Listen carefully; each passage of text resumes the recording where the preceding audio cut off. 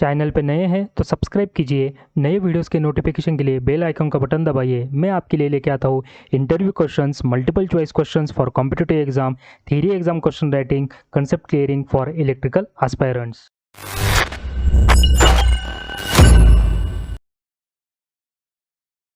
Hello everyone, myself Tushar and I welcome you all to my channel Electrical Urja. Today's our topic is top 13 multiple choice question on purely resistive circuits. So let's start our video.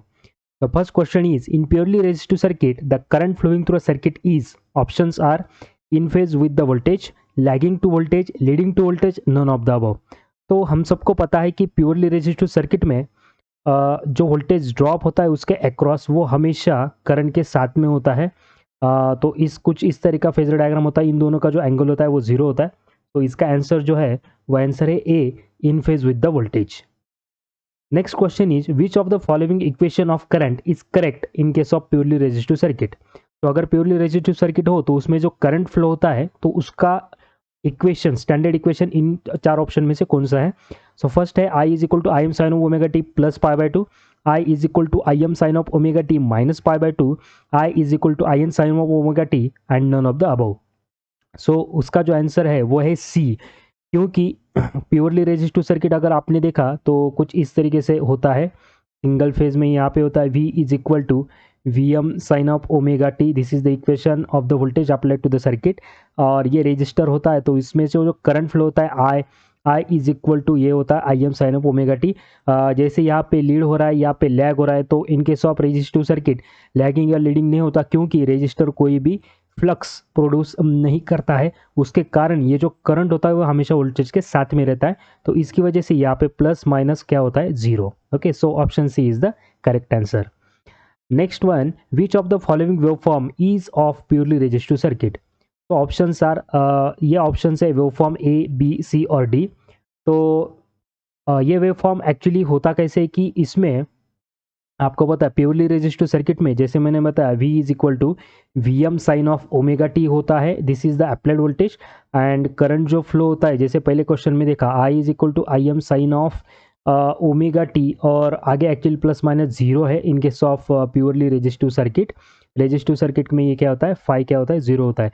तो इसका मतलब है कि current और voltage के बीच का जो angle है वो जीरो है। तो अगर यहाँ पे देखा जाए तो ये वोल्टेज जीरो से स्टार्ट हो रहा है और ये जो करंट है वो निगेटिव से स्टार्ट हो रहा है, तो इसके बीच में ये इतना एंगल है फाई। ओके, तो फाई एक्चुअली क्या होना चाहिए, जीरो होना चाहिए। तो इस केस में फाई है निगेटिव, तो ये वेवफॉर्म नहीं है। इस केस में अगर देखा जाए तो ये पॉजिटिव से स्टार्ट हो रही है, तो एंगल ये जो फाई है ये पॉजिटिव है, तो ये वेवफॉर्म भी नहीं है। तो इस केस में देखा जाए तो वोल्टेज और करंट दोनों जीरो से स्टार्ट होते हैं, फिर से जीरो पे एंड होते हैं और फिर से जीरो पे यहाँ पे जीरो हो जाता है दोनों, और यहाँ पे फिर से जीरो हो जाता है। तो दिस इज द करेक्ट, ये जो ऑप्शन है C, this is the your correct option. Okay, हाँ, तो यहाँ पे एक्चुअली मैंने ये ऑप्शन दिए हैं। ओके, जैसे कि only A, only B, only C, both C and D, इस तरीके से ऑप्शन है। So your option is only C. तो in case of purely resistive circuit angle between voltage and current is zero. So यहाँ से zero है phi, phase difference यहाँ पे भी जीरो है और यहाँ पे भी जीरो है। So your option is C, that is only C. So this is the waveform. अगर आपने प्योरली रेजिस्टिव सर्किट का थ्योरी वीडियो मेरे चैनल का नहीं देखा है तो अभी ऊपर राइट हैंड कॉर्नर में आपको जो आई बटन दिख रहा है उस पर क्लिक कीजिए और इस वीडियो को आप देख सकते हो। वैसे ही प्योरली रेजिस्टिव सर्किट के न्यूमेरिकल्स अगर आपको डिटेल में देखने हैं तो इसी वीडियो में अभी जो राइट हैंड कॉर्नर में आई बटन दिख रहा है वहाँ पे जाके आप ये वीडियोस देख सकते हो। नेक्स्ट क्वेश्चन है, in purely resistive circuit the phase difference between voltage and current is. तो options are less than 90 degree, lagging, leading and zero. तो जैसे हम लोगों ने अभी बहुत बार उसका डिस्कशन किया है, in case of purely resistive circuit angle between voltage and current is zero, so we are on I, तो इस दोनों का एंगल क्या होता है, जीरो होता है। So D is the correct option. Next question is, for the following circuit current flowing through circuit is. तो यहाँ पे एक प्योरली रेजिस्टिव सर्किट दिया है और पूछा है कि अगर वोल्टेज अप्लाइड है 100 वोल्ट, रेजिस्टर है 10 ओम का, तो इसमें से कितना करंट फ्लो होगा। तो ये सिंपली ओम्स लॉ से आप सॉल्व कर सकते हो। V is equal to I into R. Okay, so voltage है वोल्टेज है यहाँ पे 100, that is equal to I हमें फाइंड करना है, मल्टीप्लाई बाय 10। तो current is equal to 100 divide by 10, so your answer is 10 ampere. Always remember, यहाँ पे मैं एक इम्पॉर्टेंट पॉइंट आपको बताने वाला हूँ. In case of single phase circuit the given voltage and given current are always RMS values. Okay, तो यहाँ पे क्या है, आरएमएस वैल्यूज है. क्योंकि अगर करंट फ्लोइंग पूछा जाए तो दो टाइप के करंट होते हैं, एक होता है मैक्सिमम करंट और एक होता है आरएमएस करंट. तो बहुत सारे लोग कंफ्यूज हो जाते हैं कि मैक्सिमम करंट फाइंड करना है क्या आरएमएस करंट फाइंड करना है. ओके, तो अगर देखा जाए तो ये जो वैल्यू होगी ये आरएमएस की वैल्यू, ये मैक्सिमम करंट की वैल्यू है. क्योंकि maximum current I M is equal to √2 into I R M S होता है. √2 into I R M S, अगर आप √2 इंटू 10 करोगे so you will get 14.14 ampere. तो कुछ स्टूडेंट कंफ्यूज हो सकते हैं कि 14.14 एम्पियर आंसर है या 10 एम्पियर आंसर है. तो आपका जो आंसर है यहाँ पे आई आर एम एस आपको पूछा है, यहाँ पे सिर्फ बोला है कि current flowing through the circuit, ऐसा नहीं कहा है कि maximum current flowing through the circuit.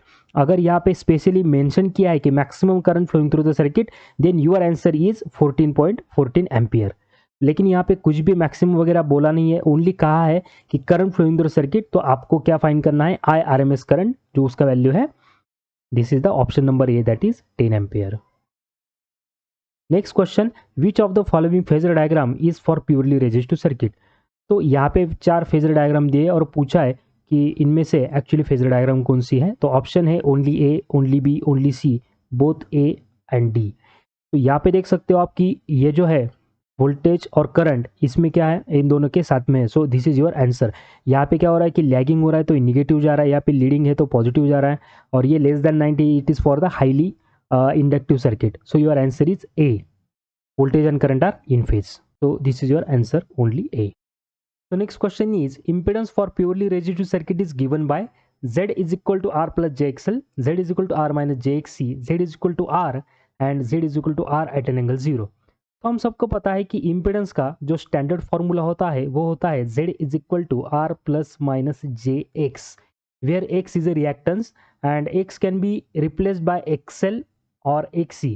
Okay, circuit में अगर रेजिस्टर के साथ इंडक्टर होता है तो होता है R प्लस जे एक्सएल, अगर ये कैपेसिटर होता है तो होता है R minus J X C. Okay, लेकिन हमारा जो सर्किट है इसमें सिर्फ और सिर्फ रेजिस्टर है, it is purely resistive circuit. तो इसका मतलब है यहाँ पे एक्सएल नहीं है और एक्सी भी नहीं है, तो ये हो जाएगा R is equal to R plus minus J 0. Okay, तो यहाँ पे अगर देख सकते हो कि ये ऑप्शन नहीं है, ये ऑप्शन नहीं है, तो इन दोनों में से एक ऑप्शन हो सकता है. ओके, तो अभी कुछ लोग क्या करते हैं कि यहाँ पे थोड़ा सा कंफ्यूजन किया है, क्योंकि z is equal to R plus minus J 0, तो कुछ लोग ऐसा लिख लेंगे z is equal to R because ये आगे 0 है. तो this is your correct answer. लेकिन वेट अ मिनट, ये आपका करेक्ट आंसर नहीं है, बिकॉज दोनों भी आंसर करेक्ट है but precisely correct answer D है. तो इसका जो आंसर है वो डी है, क्योंकि ये जो है ये फॉर्मूला ये रेक्टेंगुलर में है. ओके, ये फॉर्मूला जो दिया है रेक्टेंगुलर में दिया है, यानी कि z इज इक्वल टू ये जो दिया है r प्लस माइनस जे 0. तो अगर मैं कैलकुलेटर पे पुट करूँ, जैसे कि इसको मैं रेक्टेंगुलर से पोलर में कन्वर्ट करता हूँ, तो इट इज़ POL, कैलकुलेटर पे ऐसे आ जाएगा POL इन ब्रैकेट. तो r यहाँ पे कुछ भी वैल्यू नहीं है, तो यहाँ पे मैं 1 लिख सकता हूँ, ये 0 है. सो अगर मैं 1,0 कर दूँ तो मेरा आंसर आता है 1 एट एन एंगल 0. ओके, तो अगर पोलर में कन्वर्ट करता हूँ तो 1 एट एन एंगल 0 आता है. सो यूर आंसर इज डी. तो आपको एग्जामिनर ने कितना कंफ्यूज किया है वो भी आपको पता चलना चाहिए, तो उसके लिए आपका थियोरेटिकल पार्ट बहुत ही परफेक्ट होना चाहिए. Next question is in purely resistive circuit voltage drop across resistor is equal to supplied voltage, slightly less than supplied voltage, 0, none of the above. तो दोस्तों यहाँ पे इस क्वेश्चन में पूछा है कि अगर एक प्योर रजिस्टर है और इसके अक्रॉस अगर हम लोग सप्लाई देते हैं तो इस रजिस्टर का जो वैल्यू है वो R है, यहाँ पे सप्लाई वोल्टेज V है, तो इसके अक्रॉस जो ड्रॉप होगा उसका जो वैल्यू होगा वो कितना होगा. तो सप्लाइड वोल्टेज के इक्वल होगा, यानी कि यही जो अप्लाइड वोल्टेज है, सप्लाइड या अप्लाइड वोल्टेज, वही इसके अक्रॉस आ जाएगा. या slightly less than supplied voltage होगा तो या इससे वो कम होगा इसके अक्रॉस, या फिर 0 होगा, या फिर इसमें से कोई भी ऑप्शन नहीं है. तो अगर आप लोग ये देखें तो इस पॉइंट का पोटेंशियल और इस पॉइंट का पोटेंशियल सेम है, उसके बाद इस पॉइंट का पोटेंशियल यहाँ पे और इस पॉइंट का पोटेंशियल सेम है. तो by looking at the diagram हम लोग ये प्रूव कर सकते हैं कि जितना भी सप्लाइड वोल्टेज होगा वही इस रजिस्टर के अक्रॉस आ जाएगा. अगर आपको ये समझ में नहीं आ रहा है तो आप सिंपली क्या कर सकते हो, एक कोई भी वैल्यू लेगो, यहाँ पे एक वैल्यू ले लेंगे, जैसे VR is equal to 50 ohm और वोल्टेज मान लेते हैं कि 100 वोल्ट है।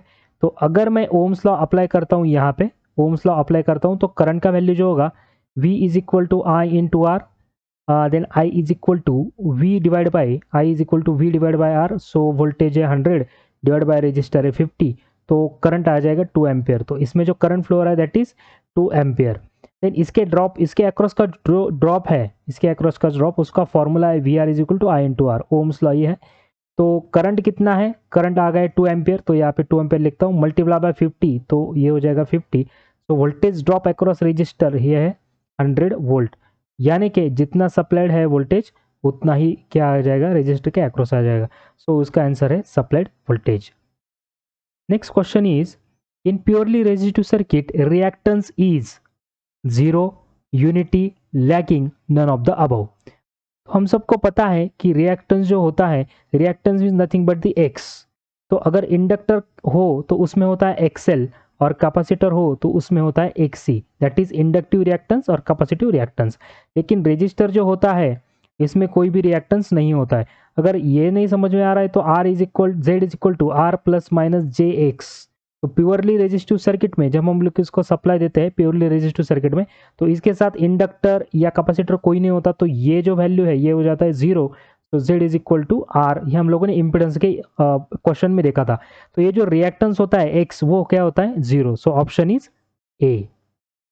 Next question is, in purely resistive circuit the power factor is, options are 1, unity, both A and B, and leading. तो हम सबको पता है कि पावर फैक्टर होता है कॉस ऑफ फाई। ओके, ये जो फाई जो होता है it is angle between voltage and current. Okay, so in case of purely resistive circuit, in case of purely resistive circuit, voltage and current are always in phase, voltage drop across resistor and current flowing through the circuit in phase होता है। तो इन दोनों का जो angle होता है, phase difference होता है, वो होता है 0। अगर मैं यहाँ पे पुट करूँ तो cos ऑफ 0, तो इसका आंसर आ जाता है 1, यानी कि पावर फैक्टर 1 होगा। तो ऑप्शंस में यहाँ पे 1 भी लिखा है, यूनिटी भी लिखा है, तो उसके लिए इसका आंसर होगा सी, बोथ ए एंड बी।